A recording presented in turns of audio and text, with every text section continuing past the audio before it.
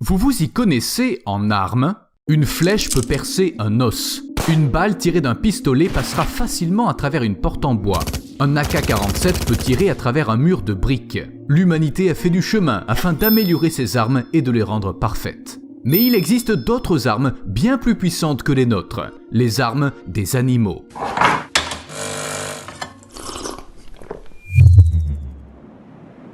Si je vous disais qu'un lémurien est plus rapide qu'un avion de chasse et qu'une petite souris peut manger un gratte-ciel. Mais chaque chose en son temps. Voici un cobra cracheur. Il ressemble à n'importe quel autre cobra, autant dire qu'il vaut mieux s'en tenir à distance. En plus de sa morsure venimeuse, ce serpent est capable de cracher des toxines en direction des yeux de l'adversaire. Il vise directement les yeux. Sur une peau non lésée, le venin est presque inoffensif, mais s'il atteint la muqueuse oculaire, il entraînera des dommages irréversibles. Les cobras cracheurs savent exactement où viser. Un animal acculé peut cracher du venin à une distance allant jusqu'à 2 mètres et atteindre sa cible.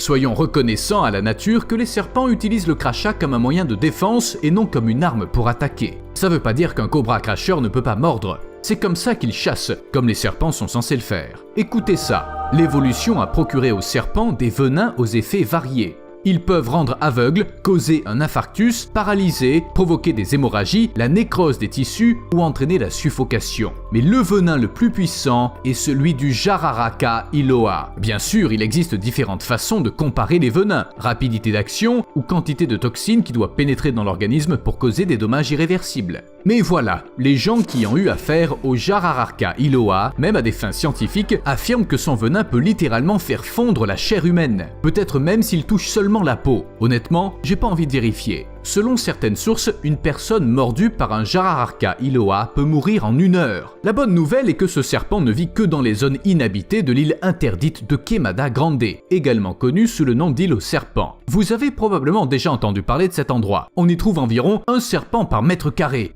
Et la plupart d'entre eux peuvent mettre fin à la vie d'un humain d'une seule morsure. Mais ça, c'était que la première étape du développement des armes animales. Regardez ça. Les souris sauterelles, les microcèbes, le lézard géant à cornes et l'araignée dans Harry Potter.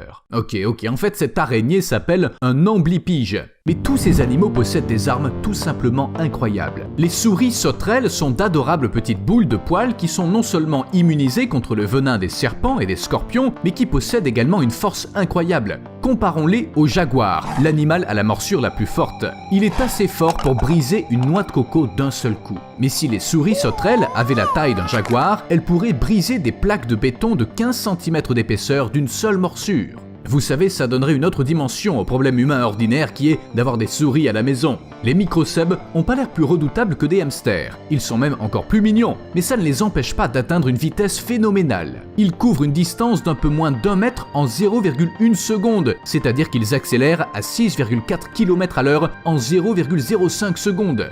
Si les microcèbes avaient la taille d'un avion de chasse FA-18, le monde serait très étrange. Mais admettons, l'avion de chasse atteint une vitesse de 321 km/h en seulement 7,2 secondes. Mais notre microcèbe hypertrophié accélérerait jusqu'à près de 400 km/h en 5,2 secondes. Il serait donc plus rapide qu'un avion de chasse. Et l'araignée de Harry Potter ? C'est pas seulement un accessoire pour apprendre des sortilèges impardonnables, c'est aussi une sacrée pelleteuse du monde animal. Les amblypiges sont incroyablement souples, ils peuvent se faufiler dans n'importe quel espace pour attaquer leur proie à partir de là, ou s'élever à des hauteurs insoupçonnées. Pour que ce soit plus clair, imaginons-en un qui aurait beaucoup grandi. Une pelle de démolition typique peut atteindre le 3e étage d'une maison. Une araignée pelleteuse de la même taille parviendrait jusqu'au 7e. Je pense qu'on n'a pas choisi le bon monstre pour jouer Godzilla. Ok, et le lézard géant à cornes, il semble tout à fait inoffensif. Pourtant, il peut transporter des objets 7 fois plus lourds que lui. Qui d'autre en serait capable? Peut-être un gros taureau? Mais à taille égale, le lézard serait 2 fois plus fort. Ça signifie que cette créature pourrait facilement renverser des taureaux, des 4x4 et tous ceux qui n'auraient pas le temps de s'écarter assez rapidement. Je regarde tout ça et je me demande pourquoi nous, les humains, on n'a pas reçu une super arme de l'évolution. Pas de morsure puissante, ni la vitesse d'un avion de chasse, c'est pas juste. Mais on dirait qu'on a quand même fait une bonne affaire. Au lieu de toutes ces armes, on a eu l'intelligence. Si on la perd, alors peut-être l'évolution nous donnera quelque chose d'autre. Pauvres humains, si stupides. Bon, je vais leur donner une carapace. Sur le front. Cependant, ça ne signifie pas que les animaux n'ont aucune intelligence. Si vous avez regardé au moins quelques-unes de mes vidéos, vous savez que de nombreuses créatures sauvages sont bien plus intelligentes qu'elles ne le semblent au premier abord. En fait, elles emploient même différents styles et tactiques pour se battre. Par exemple, les animaux se concentrent sur la zone qui infligera le maximum de dégâts à l'ennemi et la frappent délibérément à plusieurs reprises. Autrement, ils dépenseraient plus d'énergie et les animaux doivent penser à leur endurance. Sans intelligence, ils se battraient tous à grands coups de patte, de queue, de tronc, de tête et de tout ce qu'ils trouveraient. Pas la meilleure idée qui soit en matière de survie, hein. C'est pourquoi certains animaux sont allés plus loin et ont développé leur propre style d'arts martiaux, le style du cochon. Les phacochères sont des animaux puissants, donc le plus souvent ils se placent tête contre tête et poussent, et poussent, et poussent encore, jusqu'à ce que l'un des adversaires cède. À cet instant, le phacochère utilise ses longues défenses recourbées. Elles sont parfaites pour attraper un ennemi, le retourner sur le côté, puis l'attaquer, pour ainsi dire, par le flanc, ou pour frapper l'épaule non protégée, le style du rat. Ces animaux essaient souvent d'attaquer l'ennemi sans se faire remarquer par derrière. Dans un combat sérieux, ils mordent les flancs en visant le bas du corps, ils griffent et balancent leur queue. Ils se lancent dans la bataille en poussant un grand cri. C'est un signe d'agressivité. En fait, si on regarde le détail d'un combat de rat, puis les instructions étape par étape d'un combat humain, on verra pas une grande différence. Je veux dire, on emploie certainement des techniques différentes, et les humains n'ont pas de queue, mais le concept est à peu près le même. Le style du kangourou. Tout le monde sait que les kangourous sont pratiquement des boxeurs professionnels, mais ils ne suivent pas vraiment les règles du ring. Ils se concentrent sur leurs pattes arrière et leur queue, c'est-à-dire qu'ils préfèrent donner des coups de pied aussi forts que possible en visant l'estomac. En position debout, les kangourous commencent le combat en saisissant le cou de l'autre kangourou avec leurs pattes avant. Ils étendent leurs griffes, frappent l'adversaire avec leurs pattes au niveau de la poitrine, du cou, des épaules et de la tête. Et bien sûr, ils visent les yeux. Les kangourous n'ont pas de venin, mais ils savent parfaitement qu'un ennemi aveuglé est un ennemi faible. Une autre technique consiste à entraîner l'ennemi dans l'eau et à le noyer, bien que ça ne ressemble guère à un art martial. Mais le style de combat le plus légendaire est bien sûr le style du pingouin. Il consiste à regarder d'un air menaçant. Vous frottez pas au pingouin, les amis.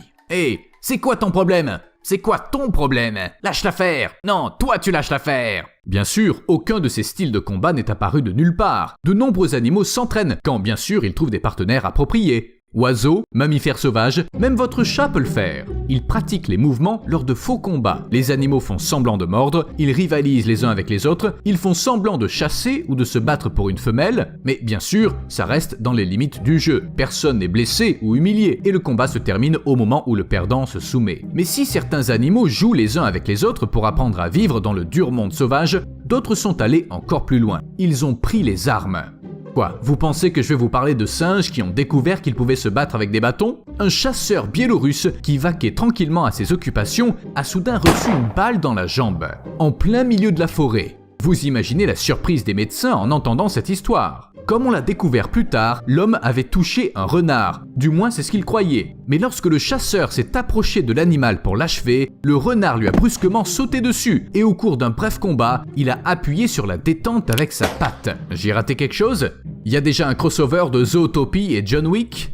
En conséquence, la balle a touché le chasseur à la jambe et le renard a disparu dans les buissons alentours. Il faut être sacrément malchanceux pour se faire tirer dessus par un renard. D'accord, c'était juste un accident, du moins on dirait. Le conflit qui a opposé un jet de stellaire et une corneille ordinaire est une toute autre histoire. J'ai lu ça dans le Wilson Journal of Ornithology de 2007. Le jet et la corneille se disputaient autour de la mangeoire et à la fin, le jet s'est envolé vers le buisson le plus proche. Il a arraché un bâton et a attaqué la corneille avec. La corneille s'est jetée sur le jet qui a laissé tomber le bâton, la corneille l'a ramassé et, oui, vraiment, elle a pourchassé son rival avec ce satané bâton. C'était peut-être la première fois qu'un oiseau tenait un objet et s'en servait pour attaquer un autre oiseau. D'habitude, les corneilles utilisent des bâtons pour ramasser toutes sortes de choses. Personne ne sait comment l'histoire s'est terminée, mais on raconte que leur bataille fait toujours rage et qu'elle a atteint des proportions cosmiques.